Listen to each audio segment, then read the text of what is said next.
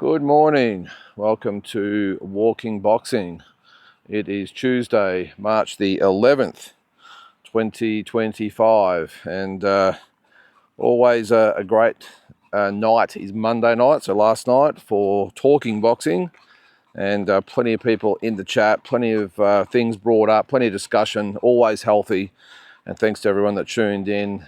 Before I forget, I was requested to say happy birthday to old mate Big J. He's actually messaged me this morning just to remind me, so happy birthday Big J. 43 today, so I hope you have a great day.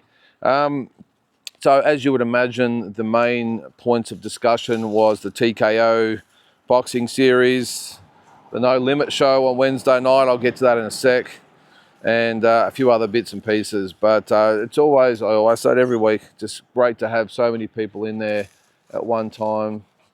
I'm actually looking at two kangaroos at the moment. I won't turn it around, but I don't know what the hell they're doing. They're embracing and doing all sorts of weird things. Anyway, it's a little bit off topic, but yeah, again, we won't go too much into the TKO boxing thing. We've been through that enough. Everyone's had their say, lots of twos and fros, but there is just a hint of the wolf in sheep's clothing sort of opinion starting to come through with Turki Al Sheikh. Yeah, he wasn't this way when he first started. Very respectful, very big boxing fan, obviously, and it's all about bringing promoters together and sanctioning bodies together and managers, you name it, all together. And now it seems like it is going to be, well, I think I referred to the movie with Tom Hanks when he gets the ship gets hijacked and the guy looks at him and says, I'm the captain now. That seems to be the way that Turki Al Sheikh is now being perceived. I'm the captain now of this boxing ship, and everyone just get ready for the ride. So, look, there's plenty, by the way, that on the other hand, who think it's the best thing ever. So I suppose the universal thing is that we'll see. We'll see lots of pros and cons on each side. And again, I've covered it every day for the last 5 days, but it was just interesting to get the viewers' point of view last night, because lots of differing opinions. What was I going to say? The fight, obviously tomorrow night, has probably been the thing that has dominated the news cycle in the boxing world anyway, and I'm surprised that the interest in it has really spiked. Now, I know that's probably a lot to do with Keith Thurman, but Brock Jarvis has done his part. He's tried to do his part anyway. And the press conference yesterday, while it was still, let's just say, a little cringeworthy in parts, I thought he handled himself a lot better than what he did or has done in the lead up, as far as the stuff in the gym and the initial press conference and everything else. But it still looks a little forced to me. He still looks a little bit awkward out there. But geez, I tell you what, which was very noticeable, is the size of Brock Jarvis compared to Keith Thurman. Now the fight's at 154. I actually thought it was 160 when until someone corrected me yesterday. Keith Thurman, he looks in good nick for a 36-year-old. Does look a little, maybe I just haven't seen him fight for a while. Looks a little frail, if I'm being honest. I mean, let's face it, he's 36 years of age. He's hasn't been around for 3 years. But maybe, again, we just haven't seen him in a while and we just sort of forget what he's like. But he looks in pretty good condition, though. He looked, well, I'll tell you what is in good nick, and that's his talking it up game.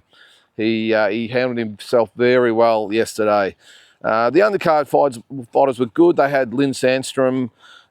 She's fighting for some gold belt, she said? I don't know. They have a belt for every fight these days, so that's for some gold world belt or whatever. So it'd be good to see her. Look, she has got that accent. I know. She's an Aussie, but obviously, I think, is it from Sweden or somewhere? Wherever. But anyway, she's here, so that'll be good. I saw Charlie Cazzo. Now, he's going to headline, if you can do that, headline the prelims.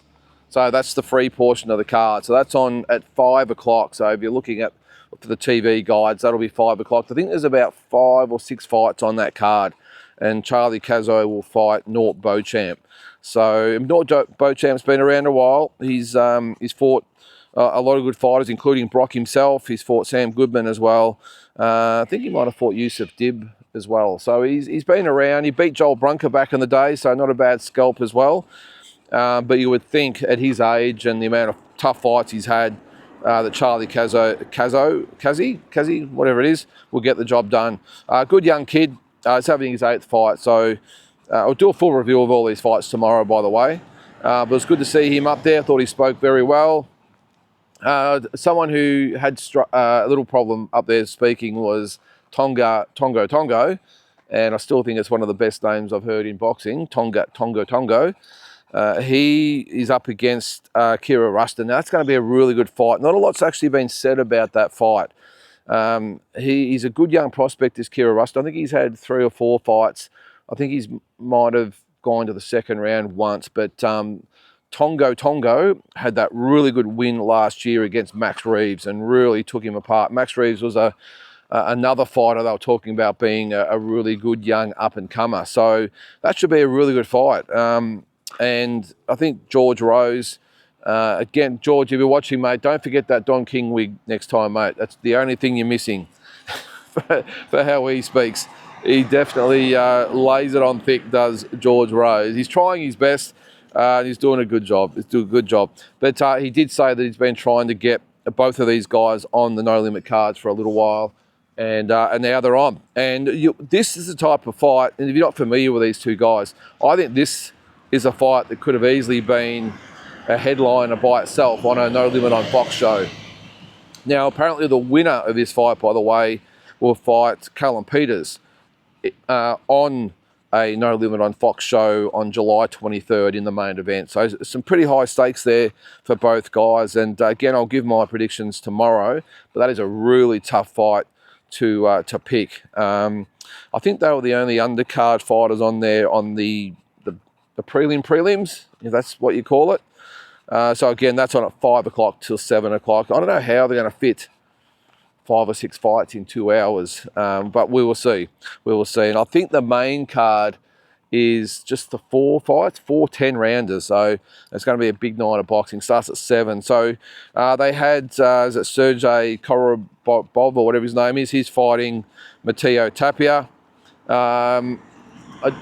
He spoke okay. Look, he was very, very respectful of all the card. He said he'd sparred with Michael Zarafa and someone else. He'd might have been sparring with Brock as well.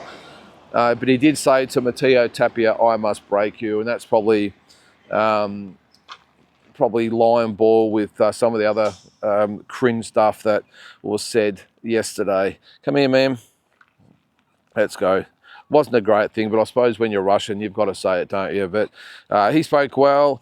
Matteo Tapia always speaks well. I must admit, though, I always get a little, although it gets me the attention of me when someone says they're willing to die in the ring, and that's what Matteo Tapia said. Look, I've got no doubt he would put it all on the line, but I don't know, is it just me? I'm just not sure you should be saying that sort of stuff in a press conference. You're willing to die. I know maybe deep down they are willing to die, but just a little odd thing to say. It is, after all, a sport. I know these guys are warriors, but they are prize fighters in the end, and I'm not sure you want to be fighting to the death for probably a $10,000 or $15,000 payday. Anyway, I don't know, by the way, what they're getting paid. I'm just guessing. Maybe it's a little bit more. Matteo Tapia is a pretty big name in Australian boxing, isn't he? But this will be a good fight for him. Kobayev, again, I hope I'm not pronouncing that wrong. He has lost to Wade Ryan, and who else did he lose to? It's escaped me now, but I saw him when he lost to Wade Ryan. Not quite sure if you're losing to Wade Ryan. With all due respect to Wade, by the way, that you should be expecting to upset Matteo Tapia. Really, really good fighter, Matteo Tapia. Yeah, very, very lucky in his last fight. He got, dropped 2 or 3 times by Saavedra, but no disgrace in that, because Saavedra is a very, very good fighter, as we saw against Isaac Hardman. So I'm looking forward to that fight. That will be a very, very good one. Again, I'll give my prediction on that tomorrow, but you would be thinking that Matteo Tapia would get the job done there. What was the other one? I just mentioned Tonga. That is the other one, isn't it? Yeah. Then to the co-main. Michael Zarafa, Bashir A. Now, very, very subdued was Michael Zarafa yesterday. Didn't take much to bring up Tim Tszyu, though. It never does. And if he doesn't bring it up, Ben Damon will, or someone else will bring it up. They talk about these days with the Trump derangement syndrome. I reckon it could be also the Tszyu derangement syndrome. Everyone just obsessed with Tim. Can the poor guy just worry about his preparation and go about it and worry about his own fights coming up and his own future? The poor guy, there's not a no limit press conference or weigh-in or interview, whatever it might be, without Tim Tszyu being brought up. But Michael Zarafa, look, he just said he respects Bashir A. Or Bashir A, I think it is. It's Bashir A, we'll call him. And he's just looking to get the job done. It's a pretty standard rollout from Michael. He says he's going to make a statement, and that's great. And I'm really glad that because Bashir A looks like he's actually not, a nice guy. They did actually run into each other in the supermarket apparently, and they were very respectful. And Bashir A said, "Look, I've had a lot of people tell me to punch him in the face and beat him and knock him out and everything else. But look, I just turn up and do my best and hopefully get a win." And even Michael Zarafa didn't really have much to come back from with that. He just went, I think he actually joined in the round of applause at one stage for Bashir A when he said that. And that was good to see from Michael. I think I'm sure it'll change if he gets a fight with one of the Tszyu brothers, or whether it be maybe Brock or Keith Thurman down the track.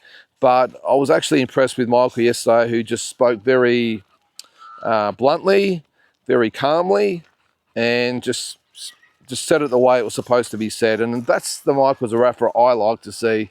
Now, I know that's not what sells tickets, by the way, and I know people turn up for the alternative Michael Zarafa, who will say whatever he has to say to get a reaction and get some headlines out there as well. But I thought he spoke really, really well yesterday. There's really not much he could say. I don't think he probably knows a hell of a lot about Bashir. I'm sure they've done their homework on him, but I just think he realises the state of play. He realises this is a rankings type of fight, a showcasing fight to the Aussie public to set up those fights down the track. And unfortunately, Bashir A hasn't really given him a lot to work with as far as the insults go. Maybe, actually, George Rose, you might have dropped the ball a little bit on this one, I reckon, mate, because normally they pick the opponents pretty well.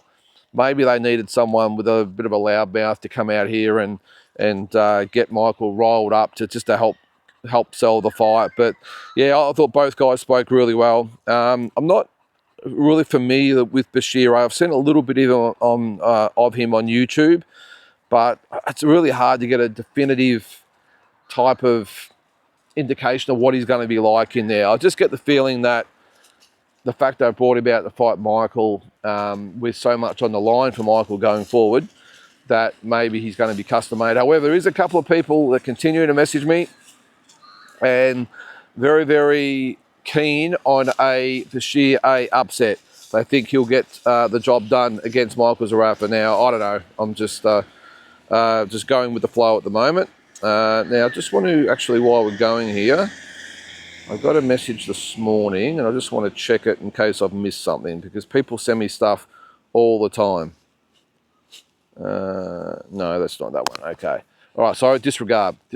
I just have every morning I get up and there's a few messages, and I always check in to make sure I haven't missed anything. But yeah, that's the co-main event. Expecting Michael Zarafa to get the win, but again, I'll preview it tomorrow. I might see if I can find some more footage on Bashir A today and give a more educated opinion. Then the main event, that's when the action started. And look, as I said, Brock spoke pretty well. He spoke pretty well. He couldn't really, let's just say though, his repertoire was limited with what he had to say. He said he was going to hit Keith Thurman hard and he was going to hurt him. And then he stepped it up and said that he was going to literally punch holes in Keith Thurman. That's probably where it ended for Brock's. His pages of the page of insult he'd probably written down only had 2 or 3 things written on it, and I think after about a minute he'd probably exhausted all those or used up all those insults. But No, as I said, no, I'm not trying to take the piss out of Brock, but he was trying his best.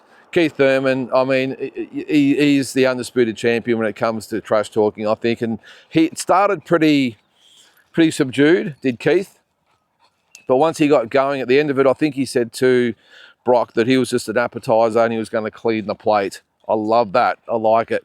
And he did say, again, respectfully, he got a bit more wound up as he went, but he did say it's all about Tim Zoo. He's already signed the contract once with Tim and he can't wait to do it again.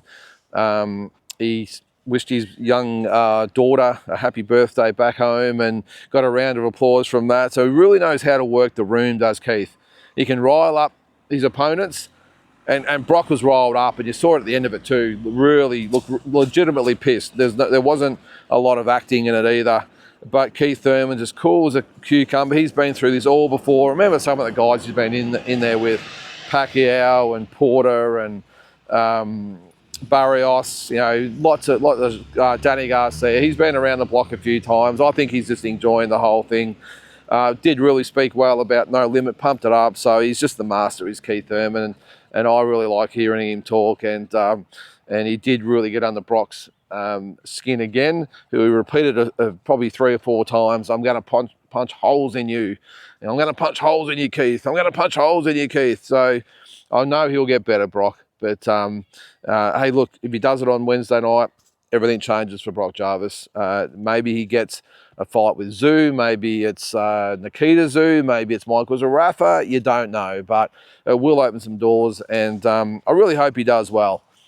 The only thing I said last night is I just worry about whether at the size he is at the moment, he looks very top heavy, and whether he's going to have the speed to keep up with Keith. We know he's going to be strong enough, but is he going to be fast enough and have those reflexes to go with Keith, who at 36, I'm sure will still have a bit of pop in his punches and some good timing, hopefully. And then as the fight goes on, is he going to be able to go into those later rounds and compete with Keith, whose experience will come into it? So again, we'll go over that tomorrow in the preview, once they've all made weight. Well, actually, they wouldn't have made weight. No, weigh-ins today, so of course, they would have made weight. So we'll have a better indication tomorrow with size, because just looking at the size of Brock, I think he's going to struggle making 154, so we will see. Now, another thing that has just come to light, and that is Tyson Fury. Is he back? Very cryptic message on his social media this morning. A couple of people have actually sent it to me as well. It is Tyson Fury saying, "Did you miss me?" And it's him with a flag around his shoulders, walking out to, I think it's, from what I read, it was Old Trafford, the soccer ground. Apparently he's always said he wanted to fight there. So are we about to see the return of Tyson Fury? Now, if it's going to be at a stadium like that, I doubt it would be, say, an Anthony Joshua, because that would have to be at Wembley. But the fact that he's put on there, "Did you miss me?" and is walking out, he's got Sweet Caroline playing in the background. Check out his social media. And look, we all expected it, didn't we? It's not like it's some, oh my God, Tyson Fury's back, I never saw this coming. Of course we saw it coming. I don't think anyone has actually taken it seriously that he's retired. He's just been waiting for the right moment. Well, here is that right moment. And I think he's actually done it quite well. Check it out on his social media. It's just a sort of a silhouette of him walking out with a flag into the Old Trafford Stadium with Sweet Caroline playing in the background.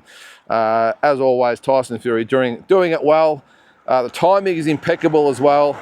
Not much happening today, and he's bought it out in between all these big fights to get maximum exposure. So let's hope we get Tyson Fury back. I think the sport's a lot better with him in it than out of it.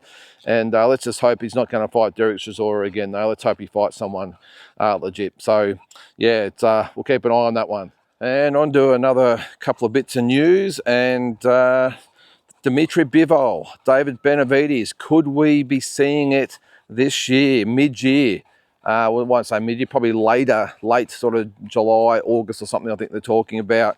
Could we see that massive fight? Now, this would obviously have to come with Turki Al-Sheikh's blessing, because remember, he runs boxing these days.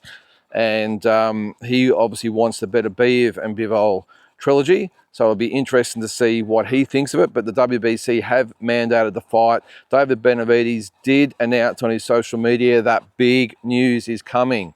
So are we about to have that fight announced? And that is a ripper fight.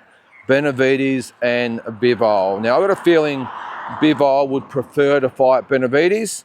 I think he thinks he won the first fight against Benavides, and then the second fight, winning that, sort of justified his stance on the whole thing. And I think he thinks his time with Benavides is done. I think he thinks he's the best fighter. He thinks he's won both fights, and I think he wants a new challenge. And I think it'll be David Benavides would be his preferred option, and then Canelo after that. So, and who knows, could even be Jaya Pataya after that one. So some big fights in store with Bivol. But what an addition to 2025 that fight would be, Dimitri Bivol and David Benavides. Who would you prefer? Would you rather him fight Benavides in the trilogy or Benavides? I'm saying David Benavides. And I think with his style, I think he would carve David Benavides up, unless David Benavides really focused a lot more on his defence. The style of Dimitri Bivol, with that in and out, he punches in 4, 5s and 6s. Very, very good movement. That would be a difficult night for David Benavides at light heavyweight. But I don't care. I would love to see it. It would be a very, very good fight. And by all accounts, it is very, very close. So let's see if that actually happens and Turki Al-Sheikh doesn't step in and say, hey, hang on. Remember, I'm the one that ticks these things off, and I don't want him to fight him. I want him to fight Benavides. We will see. Especially in light of what's happened lately with the WBC. I don't think they're going to be looking to do Turki Al-Sheikh any favours, and they have said they want that fight between Bivol and Benavides. So we'll see there. And just one last thing to finish on, a little bit of a sad note. I read that former, I think two-time world champion Calvin Grove, you remember him, he came out and knocked out Jeff Fennick in 1993, had 2 really, really good fights with Lester Ellis as well. Apparently he's not doing well. He's in hospital in America with severe dementia, and apparently not in a good way. Can't remember his career at all, and is on full-time supervision. And it's just hits home what these guys sacrifice for our entertainment. I know they get paid well, but geez, you don't sort of see them after they're finished. And there's a lot of fighters I often think about, geez, wonder what they're up to these days. And in light of Greg Haugen a couple of weeks ago, one of my most admired fighters growing up, he passed away from cancer. A little bit different, I know, from dementia, but it really is sad when you see one of the fighters that you sort of grew up watching and admiring hit bad times or pass away. And Calvin Grove, he had some memorable fights. I remember his fights with Jorge Paez and Bernard Taylor, and obviously Jeff and Lester. A very, very good fighter. Had a lot of fights, and as I said, I'm pretty sure he might have won world titles in 2 weight divisions, but very, very slick fighter. I still remember the haircut he used to have. I don't even know what to call it. It was like a block of hair on top of his head, but a very, very good fighter in his day, and not great to hear that he's not doing well, and like a lot of other fighters out there. And does it still raise the argument about we need to do more for our fighters that hit hard times?